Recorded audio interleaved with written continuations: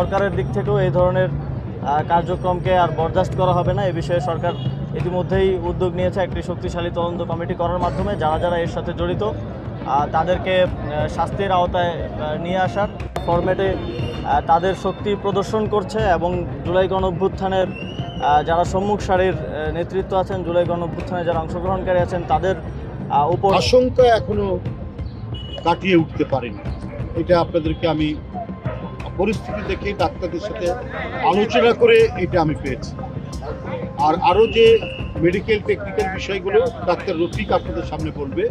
তো আমি শুধু এইটুকু বলবো যে এই পরিবর্তিত পরিস্থিতি 5ই আগস্টের 24-এর পরে নুরুল হক নুরু তার উপর ঢিলটা আমার গায়ের উপরে পড়েছে, আর তো চুপ থাকা যায় না।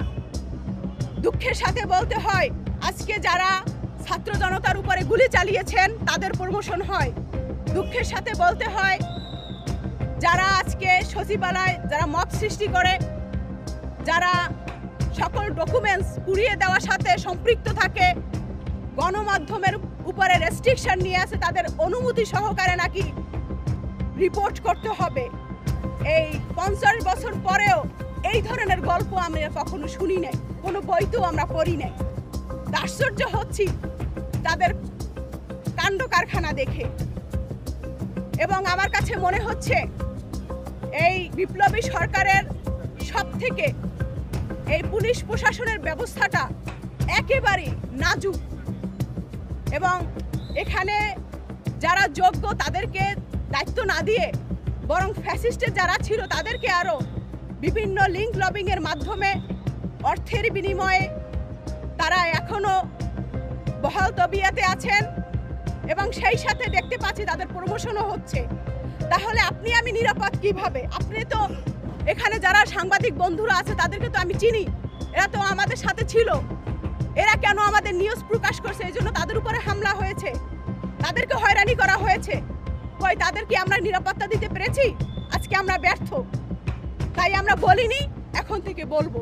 তারা যদি আজকে যে আলটিমেটাম দেওয়া হয়েছে এই আলটিমেটামের মধ্যে যদি জাহাঙ্গীর সাহেব যারা রয়েছেন উপদেষ্টা, সকালে তাকে আমি ফোন করেছিলাম, তাকে আমি পাইনি।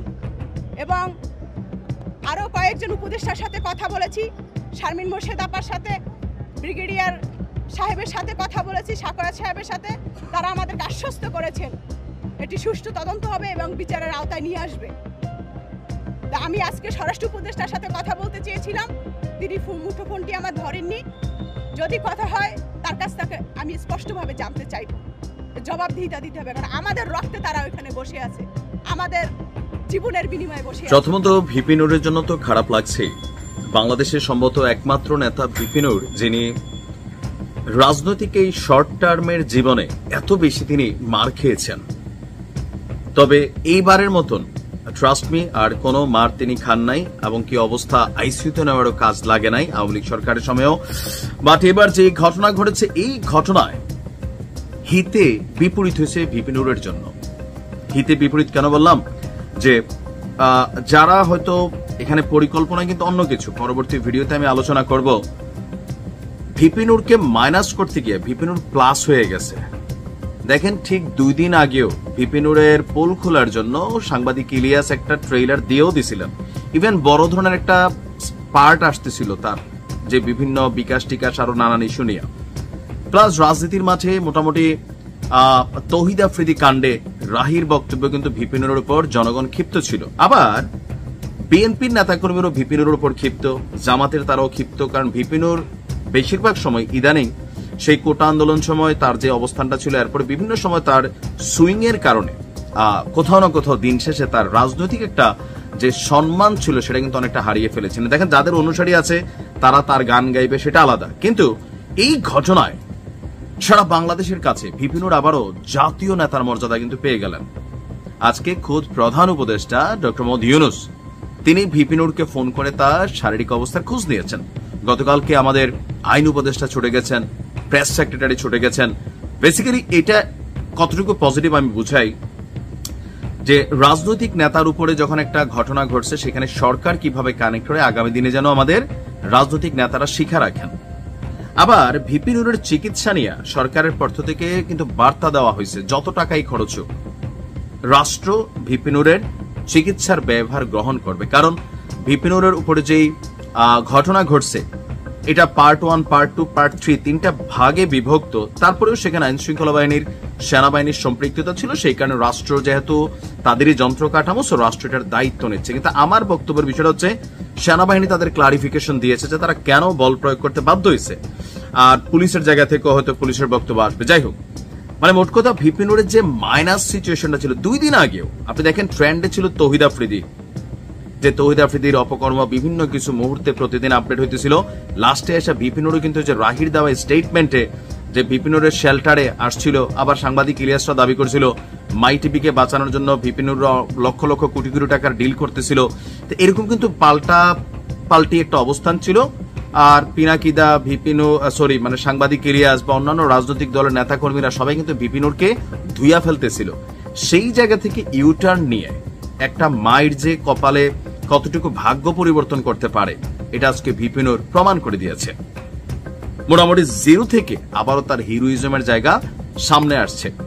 আর তার এটা যেটা আরেকটা পজিটিভ দিক হয়েছে, যে জিনিসটার জন্য তিনি আন্দোলন করতেছিলেন, যে জাতীয় পার্টিকে নিষিদ্ধ করা, এটা আজকে গতকালকের দাবি না। তারা প্রায়ই বলেন জাতীয় পার্টিকে নিষিদ্ধ করতে হবে, জাতীয় পার্টিকে নিষিদ্ধ করতে হবে। তো তার এই রক্ত বৃথা যায় নাই। যে পরিস্থিতি তৈরি হয়েছে, আগামী 48 ঘন্টার মধ্যে হয়তোবা জাতীয় পার্টি নিষেধাজ্ঞার পথে যাবে। সরকারকে চাপ প্রয়োগ করার জন্য এনসিপি, জামাত, গণ অধিকার পরিষদ, অন্যান্য দল, বিএনপি ছাড়া বাকিরা মোটামুটি সমর্থন করে বসবে। আর এতে ভিপি নুরের যেই চাওয়া ছিল, যেটা ড্রিম ছিল, সেটা তিনি কোথাও না কোথাও পূরণ করতে পারতেছেন। এটাও বা কম কিসে। ভালো থাকুন। পূর্ব পরিকল্পিত একটি বিষয় যে তাকে টার্গেট করা হয়েছে আঘাত করার জন্য, এবং উদ্দেশ্য ছিল একেবারে মেরে ফেলা। ওকে যেভাবে যে সমস্ত জায়গায় আঘাত করেছে, তার যদি ফ্র্যাকশন অফ মিলিমিটার ডানে বামে ওটা যদি আঘাতটা যদি যেত, তাহলে অনিবার্য মৃত্যু হয়েছে। তারা বলেছেন তার সংখ্যা এখনো কাটেনি, আরো বেশ কিছু ঘন্টা তাকে পর্যবেক্ষণের মধ্যে রাখতে হবে। এই রেখে তারপরে তারা দেখবে যে তাকে শিফট করা যায় কিনা কেবিনে বা অন্য কোনো জায়গায়, সেটা তারা বিবেচনা করবে। আমি যতটুকু গুরুতর তার আঘাতগুলো দেখেছি বা যত জেনেছি, এবং এর আগে এত অসংখ্য আঘাত তাকে করা হয়েছে, 22 বার হামলা হয়েছে, বগুড়া থেকে শুরু করে বিভিন্ন জেলায় যেখানে গেছে। নুরু ছিল যেন একটা মানে ফ্যাসিবাদী সরকারের শিকার। তাকে আঘাত করতেই হবে, তাকে মারতেই হবে, এবং আরো উদ্দেশ্য খারাপ ছিল, তাকে মেরে ফেলতে হবে। তো আমার এই যে ঘটনা, পরশুদিনের যে ঘটনা, সে তার একটি প্রতিবাদ জানাচ্ছে। সেখানে কোনো সন্ত্রাসী সহিংস কোনো ঘটনা, এই যে আঘাতটা নির্মমভাবে, সেটা যারাই করুক তারা একটা বৃহৎ পরিকল্পনার অংশ বলে আমি মনে করি।